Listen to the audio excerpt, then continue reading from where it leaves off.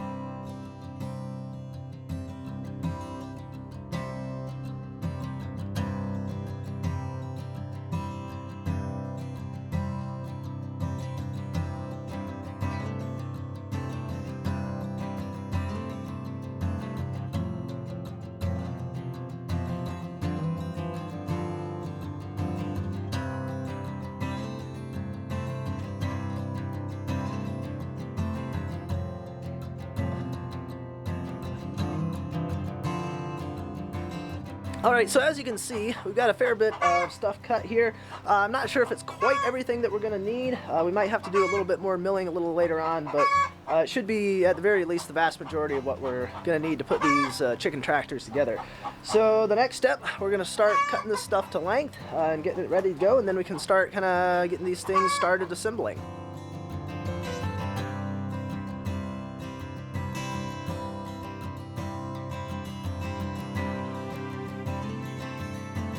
Alright, so this is a first. I didn't notice it when I was moving the lumber over here, but one thing that you sometimes can find, and I've never found one before, but you can sometimes find these when you're milling, is a bullet. And I managed to split this one, looks like almost dead in half. I mean, that's almost exactly straight through that one. So I think I'm going to set those two aside. And I'll probably cut out that little section just because it's a little unique and I've never found one while I've been milling before.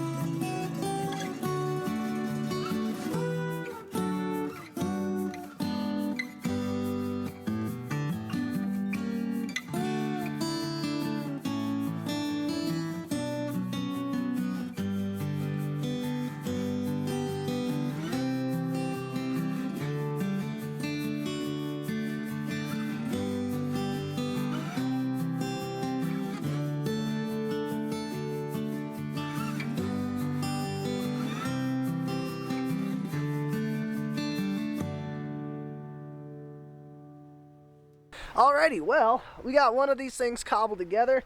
I'm still sticking with this old used tin because I don't know that this is a design that I'm going to stick with long term, kind of like the last ones that I had. And I don't really want to get good metal and put on here and have it cut to a certain size if it's not something that I'm going to be keeping long term. So this is just kind of a quick and dirty way to do it for the short term. So now that we got this put together, I've actually got some chickens that need to go in there, and they are currently in the back of the truck. I picked them up yesterday, so they've been in there for about a day now. I'm sure they're very, very, very ready to get out of there. I've got some more laying hens in there I picked up off from the guy, and I'm going to put them in here temporarily, keep them separate, keep an eye on them, make sure that they all look good and healthy before I mix them in with the rest of them. So this is sort of a quarantine area for those. And in addition to that, I'm also going to put some little leg bands on them, so they're just kind of a little spiral shape, kind of like a key ring sort of thing. They're made out of plastic. I'll put these on all of them because I also have some other hens of a different age of the same breed, so this will keep these separate so I know how long I want to keep them and when to get rid of these.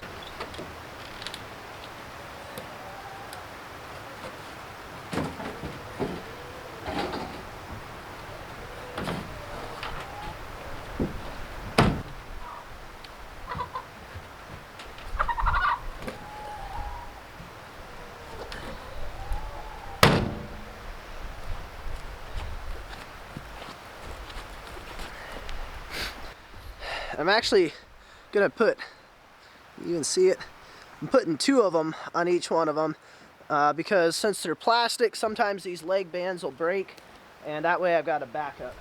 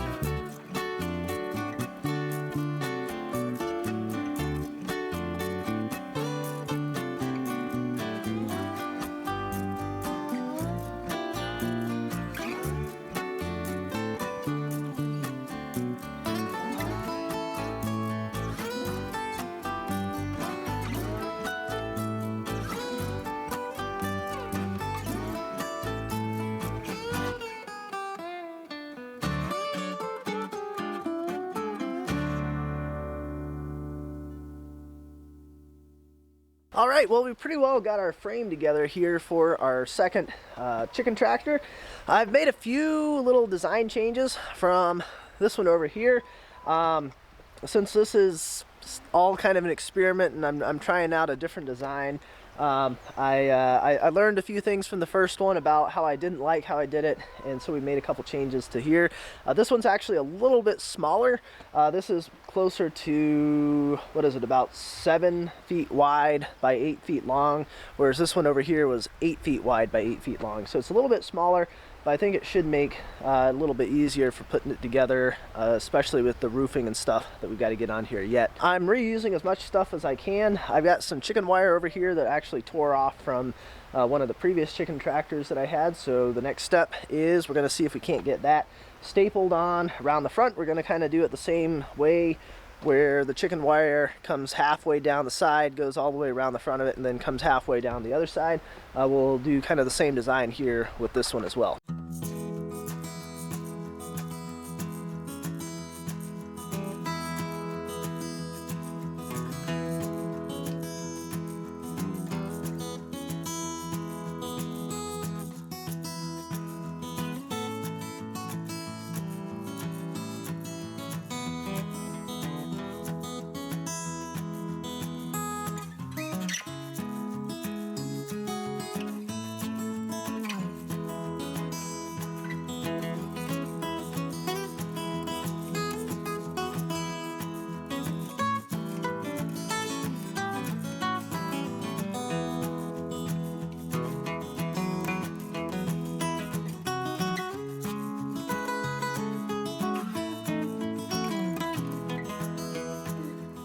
Alrighty folks, well that is going to do it for building the two tractors. One thing that I really haven't explained is why I'm calling it the hybrid chicken tractor, and that's because I've kind of combined two different designs. So what I've used before for chicken tractors are, one was sort of an A-frame, so you guys are not helping at all. They're right down here. They're trying to help shoot this, but they're just getting in the way. One is an A-frame, so it's basically just kind of a triangular shape, and the other is, it's called, often referred to as a Salatin style, which is basically just a box. So what I've done is I've combined the two. You got the A-frame, that gives it a little bit more height, along with just the kind of the box style on the bottom there. And the reason for that is I had issues with the A-frame. One of the things that was kind of the biggest with that was that if you move young chickens into there, often what they'll do is they'll crowd into one corner. And because it slopes up like this, if they crowd into a corner, the ones that are back in the corner can't get out. And unfortunately, that doesn't always end so well for those. They get stuck back there, they can't move, and you end up with some dead chickens. With the Salatin style, just having kind of the box shape, it's not very tall. So if you ever need to try getting in there to, grab a chicken or whatever, get something out, you don't have very much height on it to get in there. And also it tends to be a little bit short for turkeys, or at least I think so. I like having something a little bit higher. So that's why I decided to combine the two styles into this, kind of the hybrid style, where we got the peak in it so that there's a little bit more height in there. I think this should work really well for the turkeys being a little bit taller. But it also keeps it low to the ground, and it's got these straight walls going up a couple feet on the sides, so that keeps them from being able to crowd into a corner and trapping some back there. So at this point, I've actually run a couple batches of broilers through this so far this year, and it's worked really well. I've liked it. It seems to be doing pretty well. This is a little bit smaller than the ones I've built before because I don't generally tend to do larger batches of the broiler chickens. So that makes it a little bit easier to move around as well. Now, if I have any, updates on this later on in the year, stuff that I figure out, I may do a follow-up video on this at that point. But so far, so good, and I'm pretty happy with this design. So that is going to be it for today's video. As always, I appreciate you guys watching, and I will see you next time.